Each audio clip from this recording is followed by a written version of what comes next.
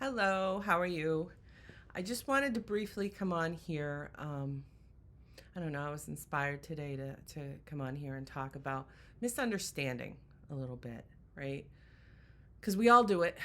We all misunderstand what someone's trying to say to us or read into a situation and find out after the fact that maybe we misunderstood a little bit, especially in this day and age where people text a lot. Or even from the on start of email. I remember being in HR when email first started becoming a thing and being one of those forerunners on policy with regards to how do you email properly, right? No all caps, things like that. In any case, I am going to tell you that yes, I still have some Christmas lights up. Deal with it because they make me happy. Um, this is my birthday month, February. So once I get through this month, I will then, I've just determined I will take them down at that point. But through this month, at the very least, I plan on keeping them up because they make me smile. So, and they're harming no one. The tree is gone, and the outside lights and other decorations are gone. But these lights, I like. Oh my gosh. My kids have like those LED lights in their rooms, and I'm like, I would totally have done this. I, I love light. I do. Anyway, back to misunderstanding. So, I was talking to someone today, and I came out with this quote. I don't know if it's something I heard or if maybe it's one of my little terrorisms, but it was people can't understand what they can't hear, or they can't hear what they don't understand, or something like that. It was along those lines. So what that means is, okay, I always tell people we have our mindfulness, our conscious belief systems here, but then we have our subconscious belief systems. And I always just kind of front back, whatever. Our subconscious belief systems run really deep. And those are those beliefs that are the filter in which we engage our environment through, okay? So oftentimes people aren't even aware of what those belief systems are or how deep they may go, okay? And one of the best indications to determine what your belief systems are from that perspective is what are the automatic thoughts that pop in your head when you're engaging your environment? What are the triggers that come up for you? And if you spend time with those triggers, why was it triggering for you? Because I think we can agree that a trigger for me isn't going to necessarily be a trigger for someone else. And when I'm talking about triggers, I'm not talking about like PTSD triggers, right? I'm talking about that really hurt me, or that irritated me, or that rubbed me wrong. Okay, I'm talking about those types of triggers. It's triggering you emotionally, okay, on some level that says, I feel this way. And then what is my next step? Do I invalidate myself by calling myself silly for feeling that way? Am I gaslighting myself? Do I shame myself with you shouldn't feel that way? Because maybe consciously we recognize that that's not a healthy way of feeling for that given situation. However, for whatever reason, something in our brain is telling us to feel that way or triggering us for whatever reason, okay? So these are things that when I talk about mindfulness, discernment, this is how we gain insight, is not by distracting from those triggers, okay? Because when you distract, sometimes, yes, it's appropriate. And I've said this before, like if you're in the middle of work, right, and someone triggers your ego and you get really, really angry and you recognize, maybe I don't need to be this angry. I mean, kind in my words, because usually if we get like that, we may be more judgmental of ourselves and others, right? But if we're saying like, maybe I shouldn't feel this way, right? Shaming, shouldn't. Gaslighting ourselves. Because you feel that way for a reason. It may not always be the reason you think, okay? So if someone says something to me, like, I don't know, maybe someone uses blunt talk, like very direct language. You see this a lot um, within relationship dynamics, where maybe one person is more matter of fact and another person likes more detail and more elaborate speech, or whatever the case may be. Like, if you tell me we can't get together this evening, then give me a reason why, so I don't take it personally, if you will. Whereas the other person might just be, I can't make it tonight, let's reschedule. Everyone, if one reads into that and automatically assumes that I did something wrong, or maybe they don't like me, or whatever the case may be, that's usually an indication of self-worth. Okay. Whereas if someone says, I can't make it tonight, let's reschedule, my first thought is, let's reschedule means they still want to get together. They must have a reason. I'm sure they'll fill me in on it when I see them. Right? Everyone's different is my point. And we are different based on multiple things, based on personality, based on experience, based on how we integrated those experiences and the belief systems we have. If I don't believe that I'm a good person, then I'm going to filter everything through that. If I believe, I was just saying this to my son, actually. We were sitting there talking. We were talking about this very topic. I said to him, if I believed you were a bad person, okay, as an example, if I believed that, and you said to me, I love you, okay, what I'm going to hear is, I'm manipulating you. Right? Because my belief system says you mean me harm. Therefore, what I'm going to hear is maybe different than what you mean. Okay? This is why I say to people, like, you can use all the skills in the world and communicate as effectively as you possibly can by being as direct, as honest, as everything. Okay? Assuming that's what you're doing. But what I'm saying is, even if that's the case, the person sitting across from you, or on the other end of your text, or on the other end of the phone, or however you're communicating, what they hear may be very different than what you are communicating, regardless of how straightforward you're being. Okay? Because sometimes people have to come to that conclusion on their own. So I might say to someone, I love you, but what they may hear is something different. Depends on what love means to them. Maybe love means to them sacrifice. But maybe out of self-care, I'm not willing to sacrifice. Who knows? So this is where we find alignment with people. People are either aligned with our belief systems and how we look at the world, or they're not.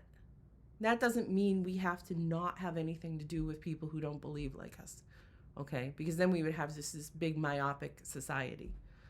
And we don't want that either. We want to get away from the judgment that says, you believe differently than me, then you're wrong. Well, that's not necessarily true either. It's not so much about right or wrong. It's about what you believe and how that impacts how you receive information. Okay? I can say something to try and help somebody look at life a little bit differently and set themselves up for success. And if they're not in a place where they're ready to hear that, they may see that as an assault. Not a physical assault, but like they may see that as me attacking their nature or who they are. Okay? I've got an example. Another example would be is sometimes people aren't listening. We live in a society where people don't, a lot of times people are listening to respond, but they're not listening to hear, okay? What I mean by that is, like, say, and this is completely hypothetical, but you'll see how it plays out. If I say to someone, I was outside last night and I looked up and the sky was purple, right? Most people, well, I can't even say most, but a lot of people, at least that I know, would then interpret that, well, she was outside last night, therefore it must have been a sunset. And that makes sense because sometimes sunsets have hues of purple, right? However, depending on a person's belief system about me, Okay. And oftentimes those belief systems stem from the brain wanting to be right. Okay. So if somebody believes that, well, say, I don't know, maybe they think I'm crazy or something. I don't know. Wouldn't be unheard of, right? So if someone thinks less of me for whatever reason, because I'm not a perfect human being, so I'm sure there are some people that don't like me in the world. Okay. I can live with that. In any case, if somebody thinks less of me and they hear that and they're not really listening to the whole conversation, so maybe they zoned out and they didn't hear, oh, she was out there last night. All I heard was the sky was purple, right? So if they don't like me, they might go to somebody else who maybe is into gossip or whatever and say something like, Tara thinks colors are different than what the world taught us, or something like that. I'm just showing how gossiping and how these things can happen, right? So if they're sitting there, their interpretation, if you think of that old school game, which was telephone, where you whisper something and then whatever you hear, you repeat to the next person, and then at the end of the line, you see if it comes out the same as what you originally said, and oftentimes it doesn't, right? In any case, if all they heard was I said the sky was purple, then they might sit there and say, yeah, Tara thinks colors aren't what we're taught they are. And if that person is more on that level with that person, where they're maybe they might be like, oh, she's kind of weird, right? And then they might spread that, and that might go and go and go. And then you got this whole population of people that might think Tara writes her own laws. Who knows? Right? I'm using myself as an example, but this isn't something that I'm aware of that actually happened. But I'm sure somewhere along the line, these things happen, right? So in any case, if you go back to Tara, okay, and talk to her about what was actually said, you realize that all Tara said was it was a sun. What she was trying to say was it was a sunset and the sky was purple. At no point did she say that colors aren't what they seem.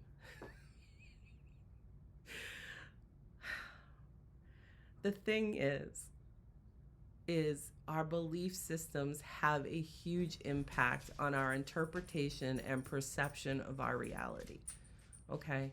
So if there is a dissonance between what you want to believe and what you think to be true and how you're actually reacting and what your deep down belief systems are that you don't agree with. Like maybe you had a parent who shamed you in your youth for something. I don't know.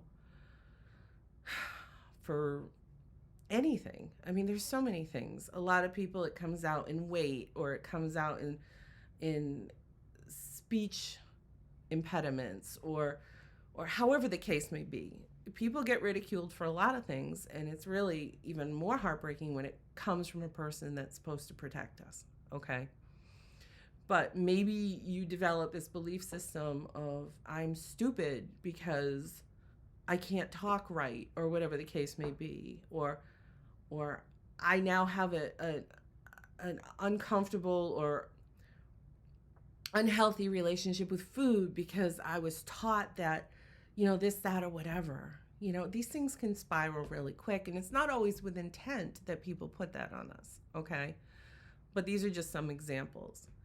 Then that's going to filter, and as you get older, you might say to yourself, well, I don't think I'm stupid, or I don't think I'm a terrible person or whatever. And I don't want to believe that I am. I don't want to feel that way. But maybe there's a pattern that keeps coming up that tells me, well, every time this particular thing happens, this is how I think. So how do I change that? And that's where you go into cognitive restructuring. You go into neuroscience, which is what cognitive restructuring really comes down to. It's breaking neuron pathways, which have become belief systems through repetition, right? Repetitious thoughts. It's breaking those and creating a new pathway that's a healthier way of viewing your life, okay? Healthier way of viewing yourself, and how, if you think of law of attraction, the thoughts that you think is what you bring into your reality, okay? So oftentimes, yes, if we want to think of the worst case scenario all the time, not just from a balancing pros and cons or a problem solving perspective, but from a the world hates me and it's out to get me, then that's probably what you're going to bring in. From the simple fact of the matter is what you focus on is what you will see. That's what you will find. And this is why I tell people, look for things that make you smile. Because if you're looking for positive things, then your perspective is going to be more positive because you'll find them. Because good, I don't like to use good and bad because, but positive things are happening right alongside negative things. But our brains are predisposed to focus on the negative from a self-protective point of view. Okay?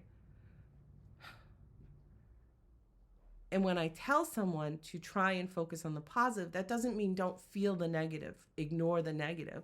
We're meant to experience everything. Watch that movie Inside Out. It's a great movie because every emotion that we feel is good for us depending on how we're experiencing. If we get ourselves stuck, and I have a whole line of videos on what can make us feel stuck, right? If we get ourselves stuck in a particular emotion, I don't even care if it's happy, then we can still be toxic. Right? You think of toxic positivity. That's telling yourself, it's almost gaslighting yourself that it doesn't matter that I feel this way, everything's good. Well, no, that's there for a reason. And the only way to heal something is to feel your way through it. Okay? So you hear me talk a lot about positivity and thinking better thoughts. That's not ignoring when bad things or negative things happen. They're there for a reason. They're an opportunity for growth. But we have to be willing to look it in the eye. And there's a time and a place for that. But if you don't look it in the eye and you don't wrestle with those demons and you don't spend time with that emotion and try and discern where is this coming from and where do I have power over this that I can change this and heal this, then it will always be there. And you hear those stories too.